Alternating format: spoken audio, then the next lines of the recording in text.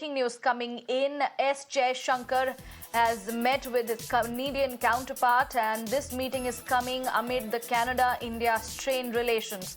The talks focus on current state of the bilateral ties. Jaishankar and Melanie exchange views on global situation. My colleague Srinjoy is joining us live on the broadcast. Srinjoy, how important do you see this development is for the two nations amid the strained ties they are in currently? It's obviously very important because this problem began when the Canadian Prime Minister Justin Trudeau stood up in Parliament, of all places, and accused India of murdering a Canadian citizen, Hardeep Singh Nijjar, a Khalistani terrorist. Now, India, of course, dismissed it as absurd, as you know. But the thing is, there have been repercussions. First of all, India stopped the issuing of visas. That went on for a bit. And also, the ties, Canadian investment in India ended.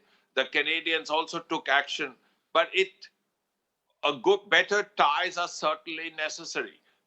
If nothing else, a large number of Indians go to Canada to study, thousands of them. And it's particularly important for all those who are in the middle of their terms. That's the first thing. Canada and India also work together on a number of issues. There are strong economic ties. There are a very large number of people of Indian origin living in Canada. So for all these reasons, Canada becomes an extremely important country. Now, this has to be put behind both countries. This accusation about Nijjar, which India, of course, denied as absurd, because the two countries have to work together is probably the assessment of both India and Canada. And if that is so, that is why you had this long conversation between the two foreign ministers. And it is clear that bilateral relations were discussed. Of course, the world would have been discussed. Of course, Ukraine and Russia would have been discussed. Of course, Israel and Gaza and Hamas would have been discussed. But certainly bilateral relations, beginning with Niger, would have been discussed. And it's very important that at least these two countries stay in touch.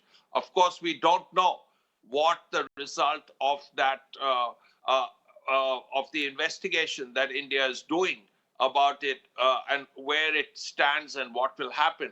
But regardless of that, both countries have to be in touch. It is probably better for both countries is the assessment of both India and Canada. Right. Right. Srinjoy, I appreciate you joining us and giving us all the details and an understanding of the importance of this key meeting between External Affairs Minister S. Jaishankar and his counterpart Melanie Joly of Canada.